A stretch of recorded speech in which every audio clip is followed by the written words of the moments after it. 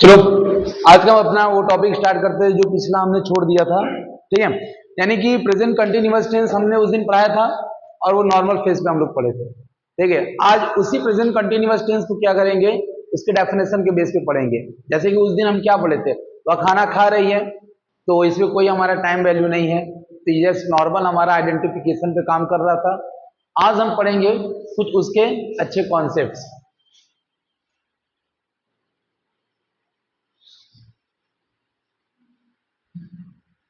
सम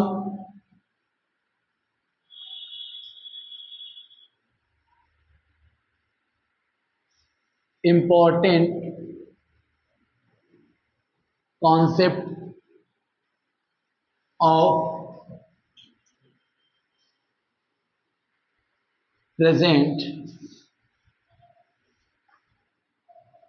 continuous।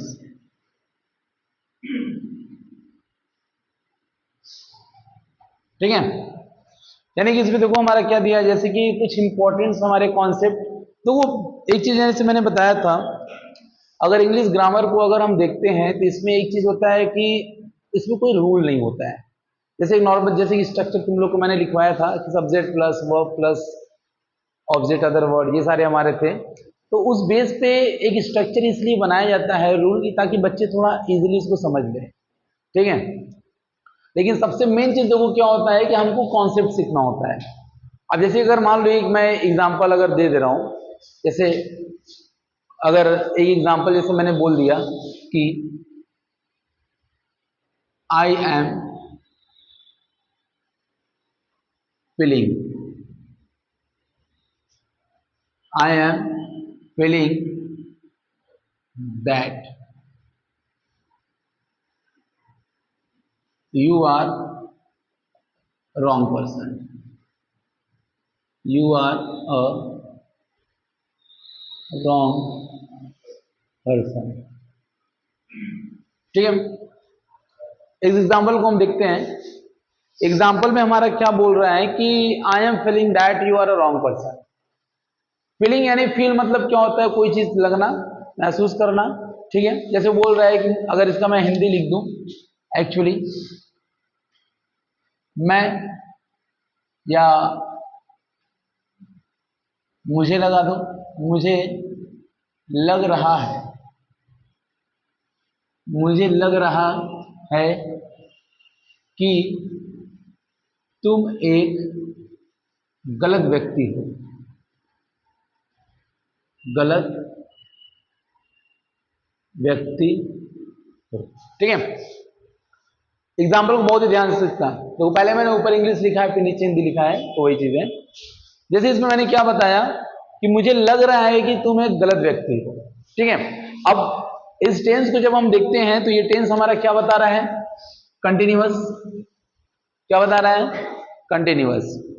और ट्रांसलेशन भी हमारा कंटिन्यूअस में हुआ है। ठीक है, लेकिन जब इसके हम कॉन्सेप्ट को समझेंगे, जब इसको हम क्या करेंगे, जब इसके हम कॉन्सेप्ट को समझेंगे, तब हमको पता चलेगा कि हमारा कंटिन्यूअस नहीं बल्कि ये सिंपल प्रेजेंट टेंस में बनेगा।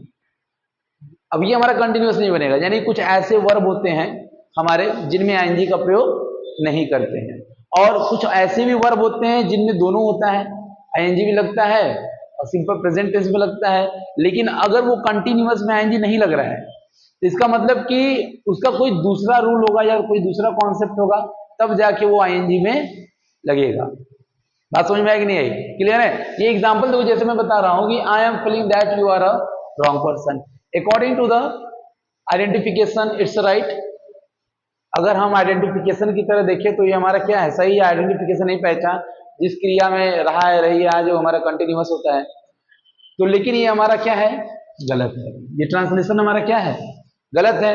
इसका राइट वे ऑफ ट्रांसलेशन क्या हो जाएगा, I feel that you are a wrong person. ठीक है, अब यही चीज हमको सीखना है कि कब इसमें आईएनजी लगेगा, अब कब आईएनजी नहीं लगेगा। ऐसे नॉर्मल तरीके से देखा जाए तो इसमें आईएनजी नहीं लगेगा, नॉर्मल तरीके से अगर हम बात करें, अगर हम बात करें कि फील हो गया, लुक हो गया, सी हो गया, बहुत सारे ऐसे वर्ब अभी मैं लिख दूंगा, सारा लिखवा दूंगा, क्लियर हो जाएगा। ये ऐसे वर्ब होते हैं जिनमें आईएनजी लगता ही नहीं। अगर ये आईएनजी नहीं लगा तो कंटिन्यूअस नहीं बना। कंटिन्यूअस क्या मांगता है? इंग। कंटिन्यूअस क्या मांगता है? इंग। इंग यानी I N G. Is that clear? Ing is equal to Hindi रहा होता है। क्या होता है? रहा होता है। और बीन मतलब भी रहा होता है, और इंग मतलब भी वही होता है। ठीक है, ये एग्जांपल सब लोग नोट कर लिए। ये फॉर एग्जांपल, ये कॉन्सेप्ट के लिए मैंने एग्जांपल दिया है। क्लियर है? इसको नोट करना, फिर इसको मैं रेस करता हूं।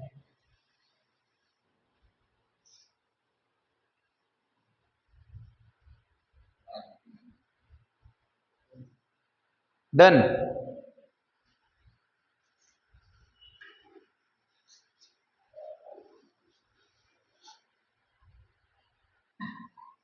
ठीक है, सभी लोगों ने उतार लिया।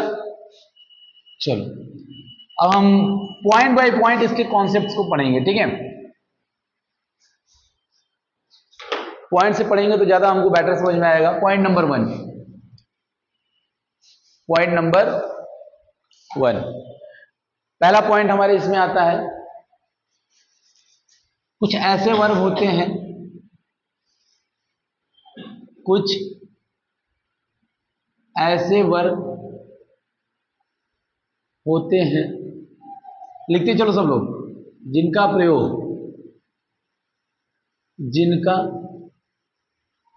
प्रयोग कंटिन्यूअस में नहीं होता है। कंटिन्यूअस में नहीं होता है। ठीक है, लिखते चलो सब लोग।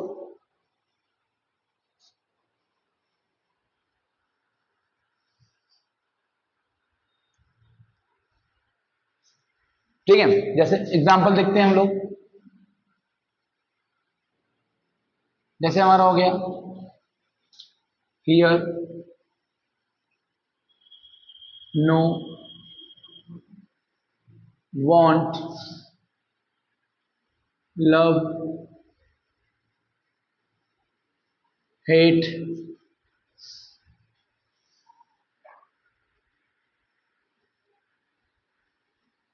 Remember, please,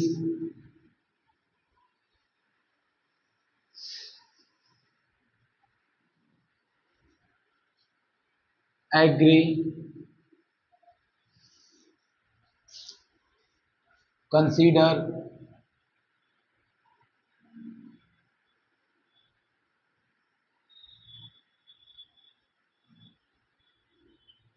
look, C,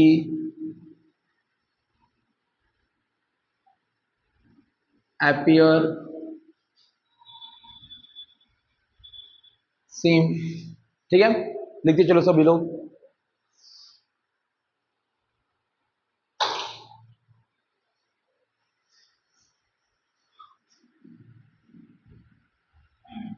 smell,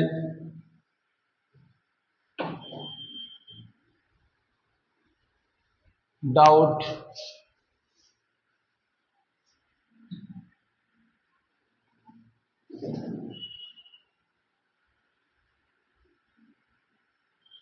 feel,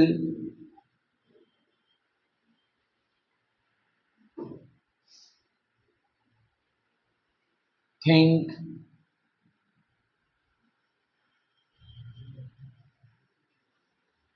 बस करें कि और लिखवा दें। और भी बहुत सारे ऐसे वर्ब हैं जो आते आते आते आते तुमको क्लियर हो जाएगा। ठीक है, यानी कि ऐसे और भी बहुत सारे वर्ब हैं, लेकिन पढ़ते पढ़ते पढ़ते पढ़ते क्लियर हो जाएगा। तो यहाँ पे हम एटीसी लिख देते हैं। ठीक है, इतना भी काफी है। अभी और भी ऐसे वर्ब हैं। तो वो अब ये जो वर्ब हैं, इसमें कुछ ऐसे भी वर्ब हैं जिनका प्रयोग कंटिन्यूअस में करते हैं। ठीक है, जैसे कौन कौन से? लुक, सी, अपीयर, फील, थिंक, स्मेल। ठीक है, जितना मैंने सर्कल किया है, जितने भी सर्कल हैं, इन सभी का प्रयोग कंटिन्यूअस में भी करते हैं, लेकिन इनका जो अर्थ होगा, मीनिंग होगा, वो अलग होगा।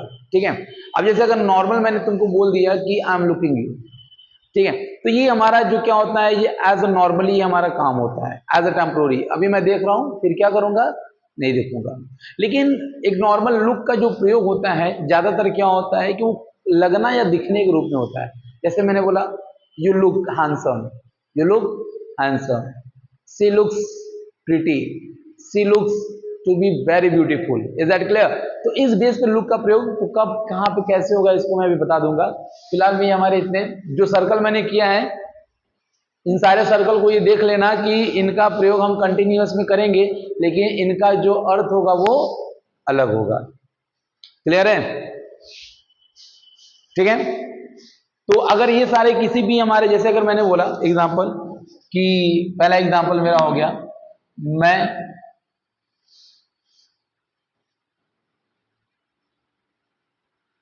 तुम्हें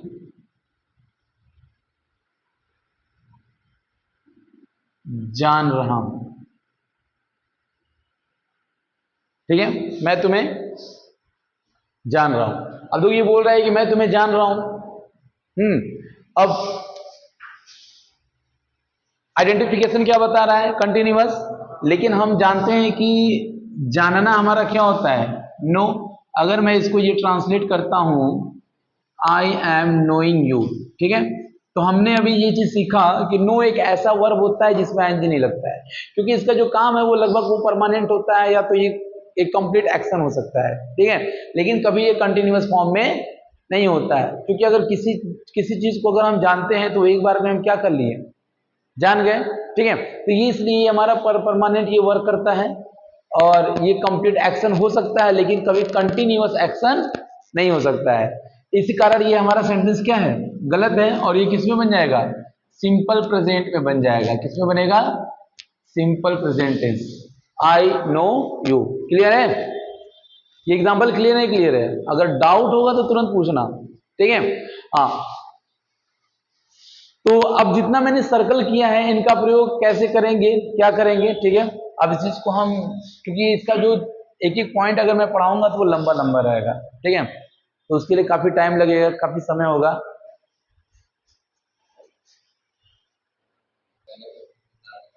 सभी लोगों ने इसको नोट कर लिया? ठीक है, अब देखते हैं आगे नेक्स्ट पॉइंट हमारा।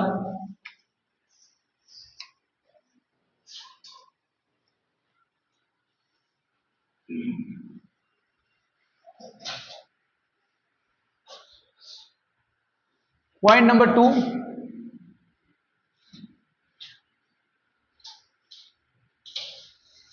कुछ ऐसे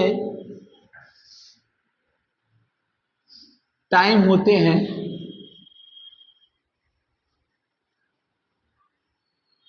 जिनका प्रयोग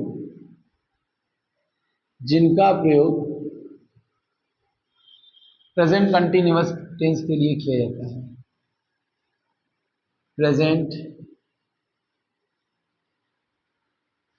कंटिन्यूअस टेंस के लिए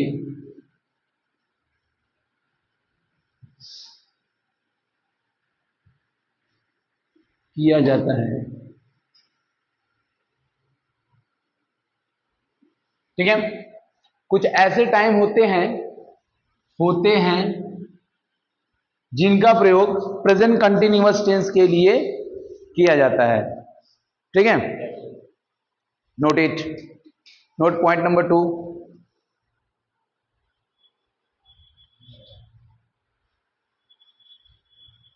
हो गया? जैसे example, now, at the present time,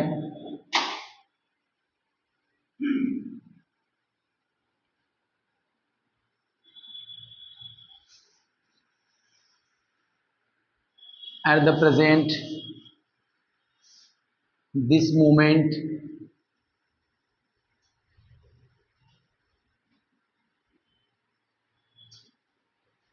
this moment,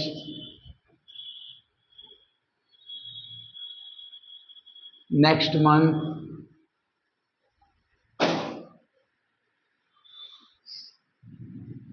this moment, next month,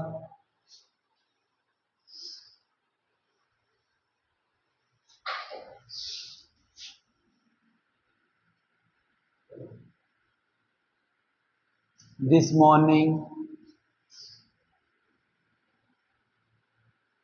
etc। ठीक है, ये कुछ हमारे टाइम्स हैं। अगर ये किसी सेंटेंस में अगर ये प्रयोग होते हैं तो वो ज्यादातर हमारा कंटिन्यूअस के लिए होता है। किसके लिए होता है? कंटिन्यूअस के लिए। और इसमें जैसे नेक्स्ट मंथ दिया है, नेक्स्ट मंथ क्या बोल रहा है? फ्यूचर बोल रहा है ना। नेक्स्ट मंथ हमारा क्या बोल रहा है? फ्यूचर बोल रहा है ना। तो फ्यूचर बोलने का मतलब कि ये हमारे फ्यूचर टाइम के लिए, फ्यूचर टाइम होगा लेकिन फिक्स प्रोग्राम होगा। क्या होगा? Fix program. अगर जैसे मैंने बोल दिया कि अगले महीने मैं दिल्ली जा रहा हूं, अगले महीने मैं क्या कर रहा हूं? दिल्ली जा रहा हूं। अब देखो, ये हमारा फिक्स प्रोग्राम है। प्रोग्राम हमारा क्या होना चाहिए? फिक्स होना चाहिए। तो इसको हम कंटिन्यूअस बना सकते हैं। जैसे इंडेफिनिट हमने पढ़ा था ना, सिंपल प्रेजेंट टेंस, कि जितने भी हमारे फ्यूचर में 90% अगर वर्क फिक्स है, 90% हमारे काम क्या है? फिक्स है, तो फ्यूचर में न बनकर वो किस में बनेगा? सिंपल प्रेजेंट टेंस में। तो वही हमारा जो हालत है और वही जो हमारा नियम है वो कंटिन्यूअस के लिए भी है, कि जितने भी अगर हमारे फिक्स प्रोग्राम है, अगर वो कंटिन्यूअस में है, फ्यूचर कंटिन्यूअस में है या फ्यूचर में है, तो उसको हम प्रेजेंट कंटिन्यूअस में भी बना सकते हैं। ठीक है, जैसे देखो मैंने बोला कि अगले महीने मैं घूमने जा रहा हूं, जो भी, अगर ये फिक्स प्रोग्राम है तो इसको कंटिन्यूअस बना सकते हैं। That will be right. Okay, तो जैसे अभी हमारा दिया है एग्जाम्पल, जैसे मैंने बोला अब तुम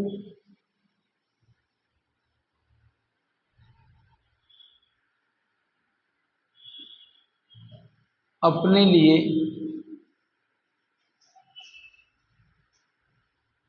काम कर रहे हो। ठीक है, अब तुम अपने लिए काम कर रहे हो। दो टाइम वैल्यू को हम पहले भी लगा सकते हैं और हम now you are working, direct working लगा दो, डूइंग वर्क मत लगाओ। Working for yourself, for yourself. देखो हम डू भी लगा सकते हैं। ठीक है, जब डू लगाएंगे तो वर्क को हम क्या करेंगे? नाउन बना देंगे। लेकिन डायरेक्ट हम वर्किंग लगा दें, काम करना, वर्क मतलब ये क्या होता है? काम करना होता है। क्लियर है? ये टाइम वाला पॉइंट देखो, अगर किसी भी सेंटेंस में अगर तुमको एज यूजली मैं बता रहा हूं कि इस सुबह मैं बाजार जाता हूं, ठीक है, या इन दिनों मैं बाजार जाता हूं, तो अगर ये एग्जाम्पल तुम्हारा हो गया, ये एग्जाम्पल नोट हो गया है, इसके नीचे लिख दे रहा हूं,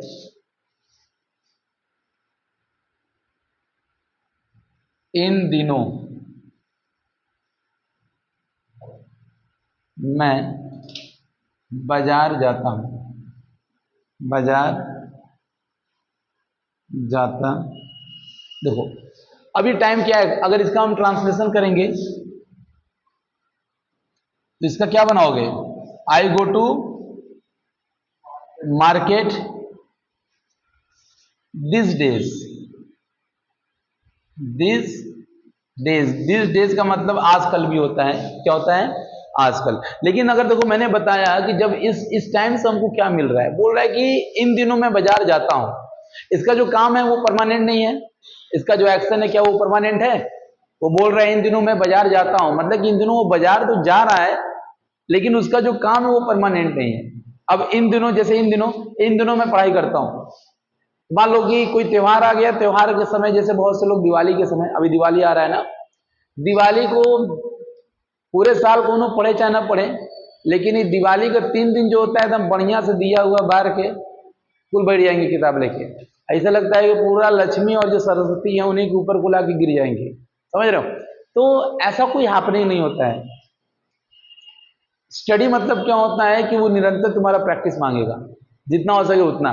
तो इसी तरह देखो इसका जब ये सारे हमारे टाइम होते हैं तो ये एक्शन को क्या करते हैं? टेम्परेरी बनाते हैं। क्या बनाते हैं?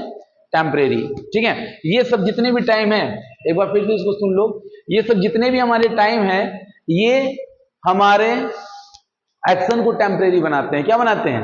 टेम्परेरी। अब देखो यहाँ पे इन दिनों दिया है ना, इन दिनों यानी दिस डेज मतलब कि ये एक्शन को क्या कर रहा है?